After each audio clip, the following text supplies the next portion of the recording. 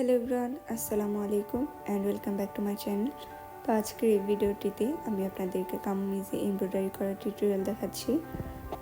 এই ডিজাইনটা কিন্তু একদমই সহজ, মাত্র চেন সেলাই দিয়ে আমি ডিজাইনটা করেছি।